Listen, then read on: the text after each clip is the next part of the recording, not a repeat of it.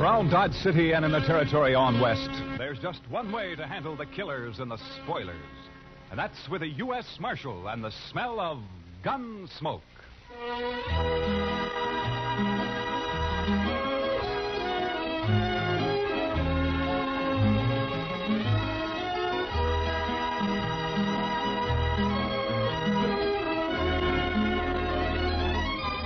Gunsmoke, starring William Conrad.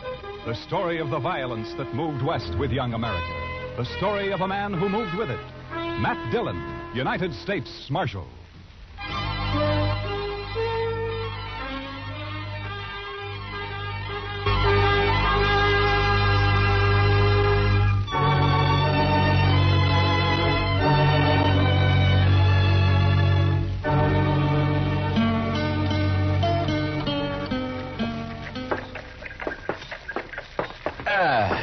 You know, Chester, a morning like this makes a man glad to be alive. Oh, it's a fine one, all right, Mr. Dillon. Yeah. A little nippy, maybe, but just fine. Indian summer hanging on and winter holding off. You know, Chester, this time of year, I wouldn't trade western Kansas for everything east of the Mississippi. Oh, good. Pedro's got a fire going. I built the fire, Marshal Dillon. Oh, good morning, Caleb. I've been waiting in this jail office for a full 2 hours. What time do you start work, Marshal? You know Caleb Andrews, don't you, Chester? Oh, yes, indeed. How are you, Mr. Andrews? Marshal, I have an order here from the U.S. District Court. I believe it's your job to serve such orders. Yeah, it is. I don't get them often, though. Order of foreclosure and eviction on Ed Blake. Why are you doing this to Ed, Caleb? The man borrowed money from me. Gave me a mortgage on his farm and household effects. He can't pay it. Why do you think I'm doing it? It only came due 3 days ago. You sure didn't waste any time. I'm not interested in your opinions, Marshal Dillon. Yeah, amount of the mortgage. $420. What do you need with $420? You own half of Ford County now. Marshal, it's not your place. You know as well as I do why Ed Blake can't pay this off. His horse rolled on him last spring and broke his leg. And his wife and kid nearly broke their backs trying to get a crop out. I didn't come here to listen to you. If you let this ride on through the winter, you'll get your money out of it. If you go ahead and foreclose now, you'll wipe him out. Marshal, I already have foreclosed. You'd break a man for $420 you don't even need, huh? As I said, your opinions don't interest me. All I expect from you is to serve these papers. All right, I'll serve them. You'll notice they're to be served today. I said I'd serve them. Now get out. What? This office belongs to the United States government, and as far as I know, that's one thing you got no mortgage on, so get out. You may find I have some influence in Washington, Marshal Dillon. Then see if you can get me a decent salary for this rotten job of mine. It sure was a fine morning, Mr. Dillon. Yeah, it was. All right, Chester, let's saddle up.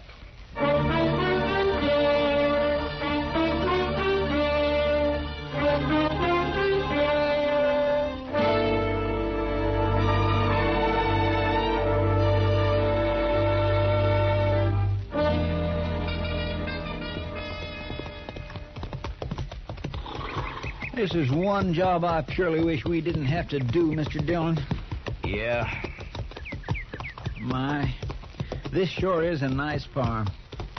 Ed and Martha have put in a lot of work here the last 4 years. We don't have any choice, Chester. Yes, sir, I know. It's a downright shame, though. Hey, Marshal! Oh, but... Well, hi, Jimmy. Look at here what I got, Marshal. Well, looks to me like a mighty dead coyote. Sure, that's what it is. He's been killing my chickens, so last night I hid out behind the barn. Yeah? I got him with one shot, Mr. Dillon, and there wasn't even a full moon. Well, that's fine, Jimmy. Matt Dillon, how are you? Good morning, Martha. And Chester, too. Miss Blake? Well, I'm glad to see you. Get down, come on in. Oh, thank you. Jimmy, now that you showed that thing to Mr. Dillon, take it away somewhere. All right, Mom. He sure is a big one, ain't he, Mr. Dillon? Yeah, about the biggest I ever saw, Jimmy. He's real proud of those chickens of his. He's done fine with them. Well, here I am, though, keeping you standing out here in the yard. Come on, let's go inside. Well, we really can't stay, Martha. Oh, nonsense. You don't get out here once in a coon's age. Yeah, I know, but And you're just in time. Your favorite dish, Matt. I was about to take it out of the oven when you rode up. Cornbread. Buttermilk cornbread, huh? That's right. Ed's not here, but you will stay, won't you? Well, Martha, I'd like to, but, well, we just can't, that's all. The thing is that, you say Ed's away? Yes, he's in town. Matt, you're not yourself. What is it? Well, I suppose I ought to talk to Ed about this, but maybe it'll be better if he hears it from you. Here's what? Martha, I got a court order here. It has to do with that mortgage of Caleb Andrews. It's an order of foreclosure and eviction and sale. No. Oh, no. Here it is. We were so sure he'd extend it. He knows what happened and why we couldn't pay it. We were sure he'd extend it. Well, he won't. I talked to him. Matt, how long before we have to get out? 5 days. So soon. You were right, Matt. It is better that Ed hears it from me. Coming on top of everything else, it'll... Well, I can't let it break him. I just can't let it break him. Martha, if there's anything I can do, you let me know, huh? Matt, I don't blame you for this. I understand. Well, come on in now and have some cornbread with us. Well, I couldn't. I'm sorry. Thank you anyway, Martha, but I just couldn't.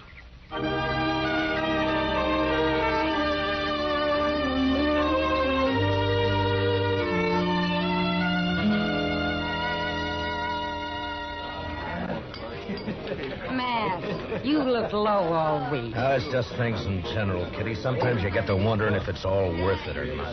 The Blakes, huh? Chester was telling me. Chester talks too much. It's not your fault, Matt. Somebody had to serve the order. Somebody has to be hangman, too. Life's never all good, Matt.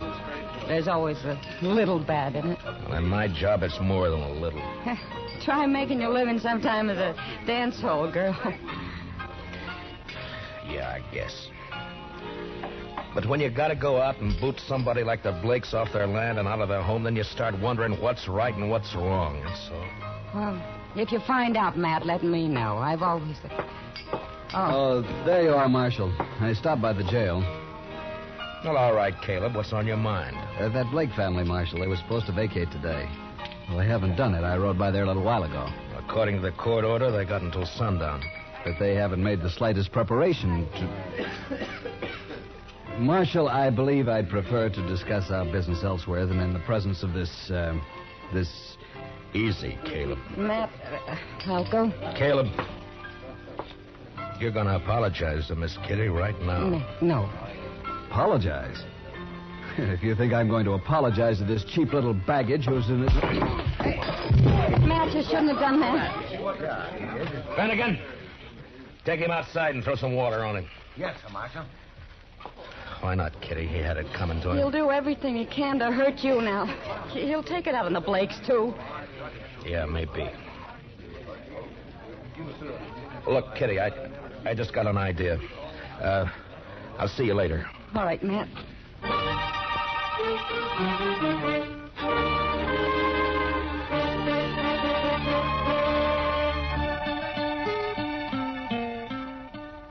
But, Matt, the mere fact a man runs a bank doesn't always mean he's got a free hand in everything he does.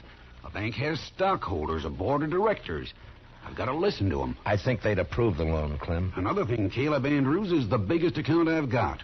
If I crossed him by taking this loan you suggest, Matt, he'd break me. I see. All right, Clem. Forget it. Matt, I realize I'm under obligation to you. You saved my life that time the James brothers held me up. Saved the bank, too, in fact, but... That was part of my job. Yes, he's in town. Matt. Other friend. Matt, I'd like to do it, but I just can't. Don't you see? Yeah, sure, Clem. I see. Just forget it. Gotta think of my wife and the two girls. Yeah, of course you have. It's not that I don't want to I understand, Clem. I really do. Forget it.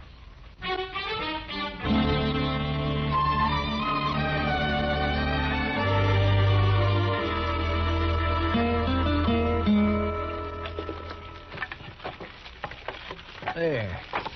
That ought to hold it a while. That fire feels kind of good, Mr. Dillon. It's getting chillish out tonight. Yeah, I guess we better have Pedro lay in some more wood. Yes, sir. When winter sets in, it always makes you feel good to know you got a warm place to hole up. Be mighty rough not to have a... Yeah, I was thinking of the same thing, Chester. You suppose they vacated this afternoon? I don't know. We'll ride out there in the morning and find out. Sure is a shame. It's just too bad that... Come in. Can we bother you, Matt? Ed! Oh, well, come in, Martha. Well, hiya, Jimmy. Come on up to the stove, folks. Come on. Matt, the fact is that we kind of like to impose on you for tonight. We haven't got any place to go, no money. Wondered if we could sleep in the jail tonight. Oh, sure, Ed. Chester, would you get a fire going back there? All right, Mr. Dillon. And dig up some blankets out of the storeroom, huh? Yes, sir. Want to come help me, Jimmy? Jimmy? Now, you go along with Chester now, boy. Go on. All right. He doesn't understand all this, Matt.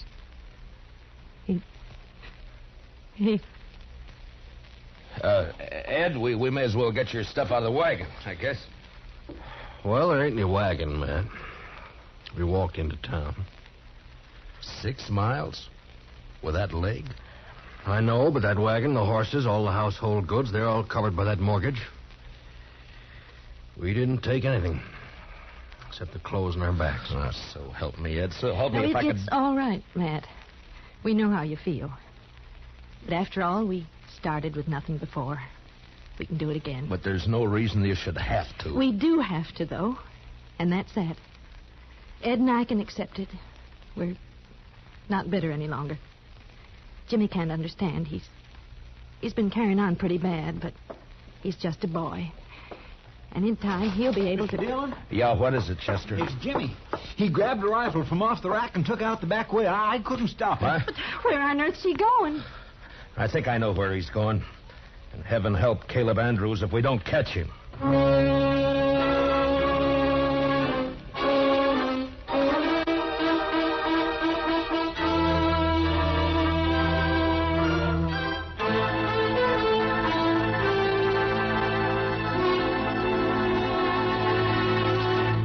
We will return for the second act of Gunsmoke in just a moment. But first, that widely traveled man of music, Mr. Vaughn Monroe, will land in Pottstown, Pennsylvania this Saturday night. The Moon Maids, the Moon Men, and the Monroe Ensemble will be on hand to enliven the session. Remember, tomorrow night and every Saturday evening, it's Vaughn Monroe and his musical caravan on most of these same CBS radio stations. Now, the second act of Gunsmoke.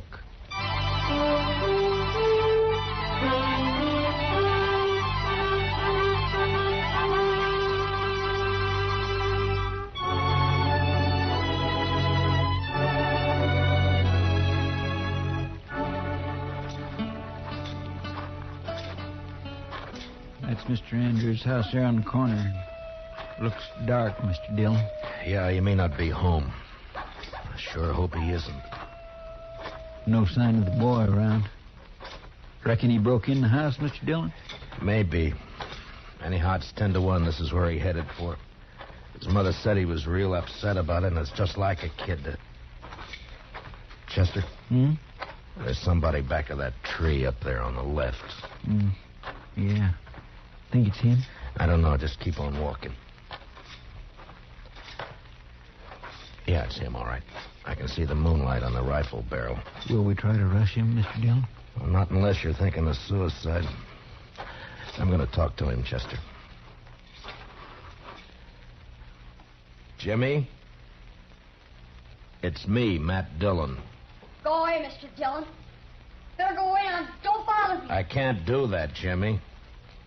You're a friend of mine, and I figure you're waiting here to do something that you'd be sorry for, and I can't let you do that. Nothing you can do about it, Mr. Dillon. I got a gun here and I'm going to kill him. You go away now, leave me alone. Jimmy, I know how you feel. I don't like Caleb either, but killing him's no answer. You folks feel bad enough already. Think how it would hurt him if you did. Stop, Mr. Dillon. I'll stay where you are. Don't come any closer. I have to, Jimmy. It's my job.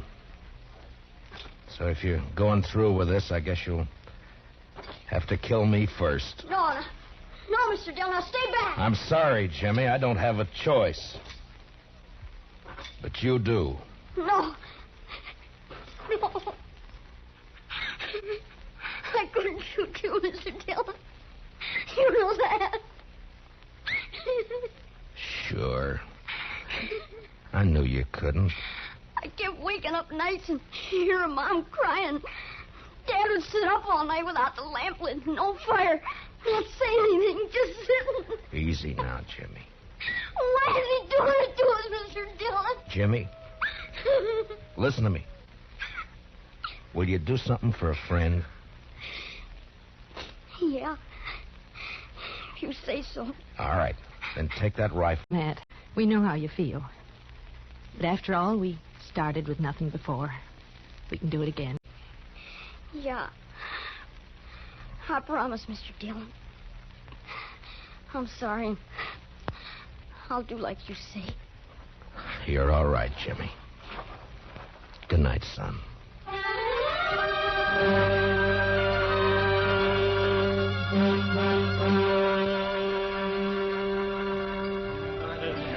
I could have told you Clem Bates wouldn't do anything, Matt.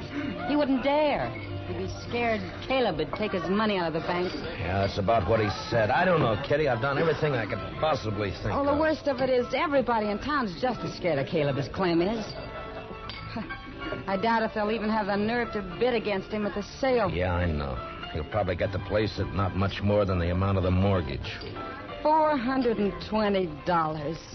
Matt, I've seen more than that change hands across a poker table here in one deal. They think that's all it takes. I beg your pardon, Miss Kitty. Oh, of course, Jack. I'm not usually one to eavesdrop on people, but I have been listening to you, too. Jack, have you met Marshal Dillon? No, I haven't had the pleasure. The reason I butted in, Miss Kitty, I heard you talking about these people losing their home. I don't know this fellow Blake. He's never done any business over my table and probably never will. No, I don't think he's ever been in here. And I don't know if this will make sense. But the thing is, I left home when I was 10 years old, and I've been drifting ever since. When I see somebody like this Blake that sticks it out and works and fights and gets a raw deal. Well, what I'm getting at, here's $50 if that'll help him any. Oh, Jack. Well, this is awful decent of you, Jack. Matt, I said a while ago that nearly everyone in town was afraid of Caleb. Yeah? Well, there's some who aren't. Like Jack here and me and the rest of the dealers and the gamblers and the girls and the bartenders. That's right, Miss Kitty. Because we're drifters. We got nothing to lose. Matt, I'll raise $420 right here in the Texas Trail. By heaven, Kitty, I think you could. Well, I can't do as well as Jack, but... here's 20 from me. Boys! Everybody! Now listen to me for a minute. I got something to say.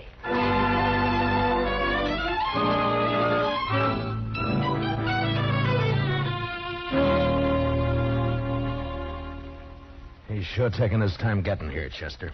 Well, I told him what you said, Mr. Dillon. Well, that ought to bring him on the run, if anything will. Anytime Caleb figures he's about to lose $1 or two, it's hitting him where it hurts. The Blakes turned in for the night? Yeah, I guess so. It's been quiet back there for the last few. Marshal, what's this all about? Well, shut the door, Caleb. We're trying to keep it warm in here. Would you mind telling me why I've been called over here at this time of night? Yeah, sure. Here's $420. The Blakes want to pay off the mortgage. They do they? The court costs up to now will probably run about $10. I'll pay that myself. That's mighty generous of you. Well, good night, Marshal. Is it a deal, then? I am not the least bit interested in having that mortgage paid off, Marshal Dillon. The Blake farm is worth about $2,000 now, and in 5 years it'll be worth 3 times that much. Land's going up in Ford County. That's why I'm grabbing every piece I can get. So I don't want the money. I want the farm. And when it's put up for sale, I'll get it at my own price. The foreclosure still goes. I see.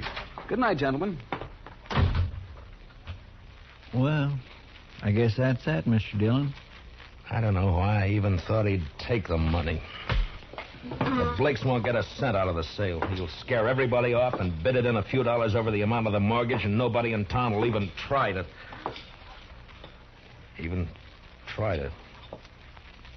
Try to what, Mr. Dillon? Chester, I'm going over and wake up Clem Bates. I got an idea, and if it works, we'll hold that sale at noon tomorrow. That's pretty short notice to find an auctioneer. I don't need an auctioneer, Chester. This one I'm going to run myself.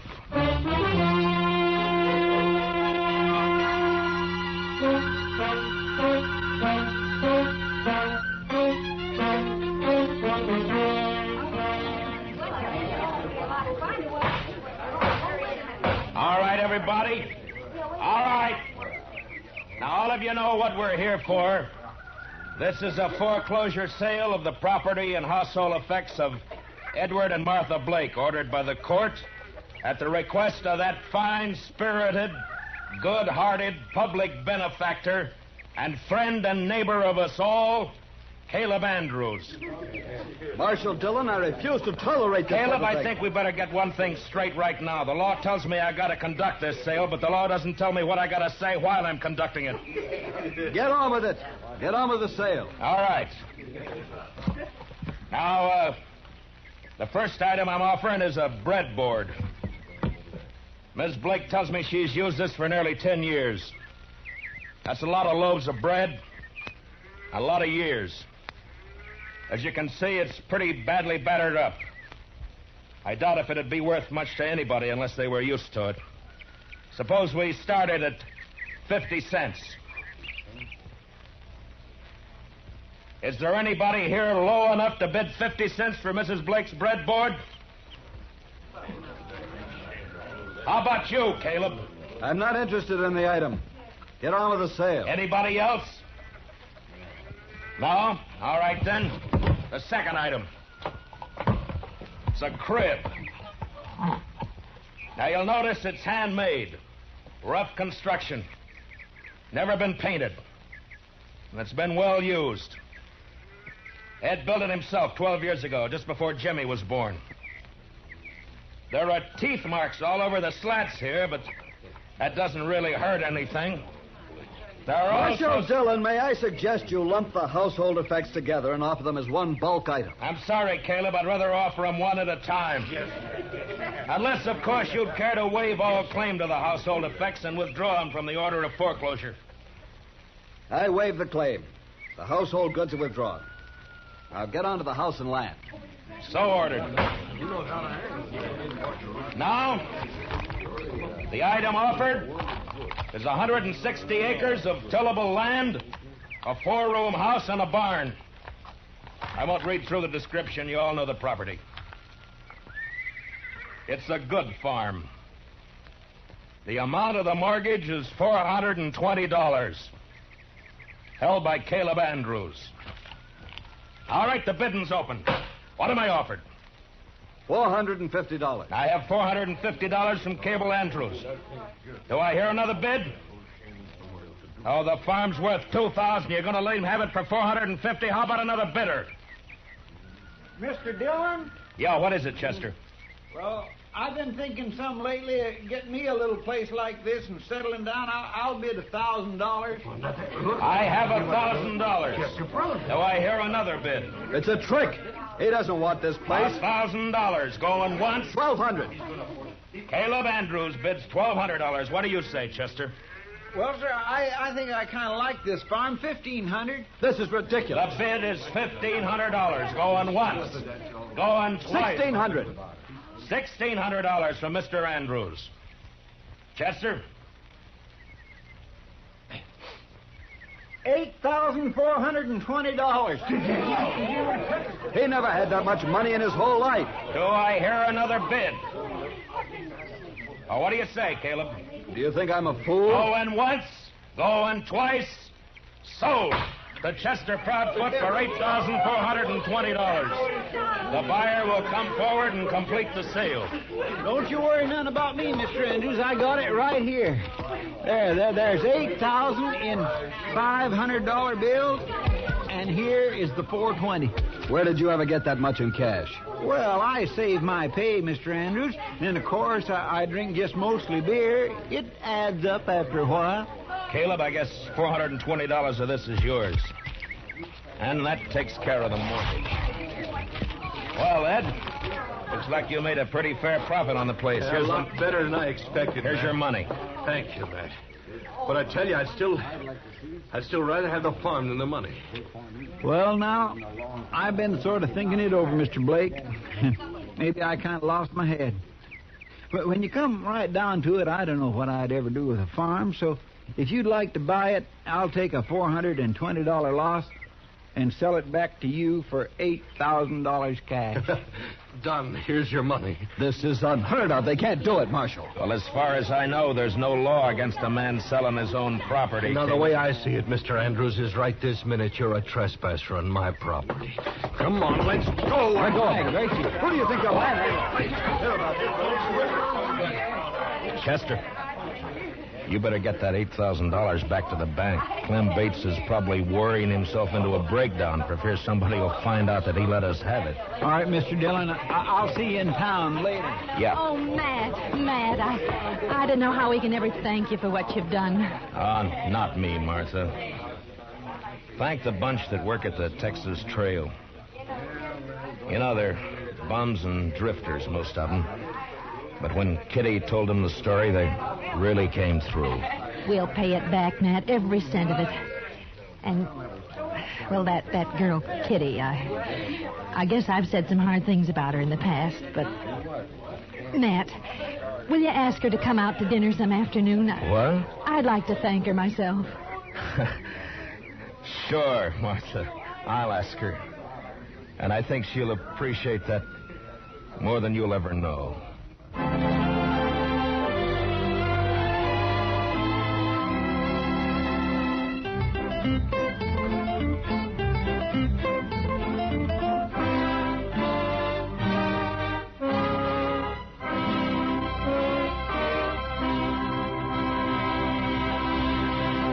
Gunsmoke, under the direction of Norman Macdonnell, stars William Conrad as Matt Dillon, U.S. Marshal. Tonight's story was specially written for Gunsmoke by Les Crutchfield, with music composed and conducted by Rex Corey. Featured in the cast were Harry Bartell, Paula Winslow, and Richard Beals, with Joe Duval, Lawrence Dobkin, and Jim Nusser. Parley Baer is Chester, and Georgia Ellis is Kitty. Gunsmoke is heard by our troops overseas through the facilities of the Armed Forces Radio Service. Join us again next week as Matt Dillon, U.S. Marshal, fights to bring law and order out of the wild violence of the West in Gunsmoke. Here's a suggestion for Saturday listening. Fun for All, starring Bill Cullen and Arlene Francis, and John Reed King's great show, Give and Take. Hear them tomorrow on CBS Radio. Clancy Cassell speaking. And remember, you'll find Western adventure and music with Gene Autry Saturday evenings on the CBS Radio Network.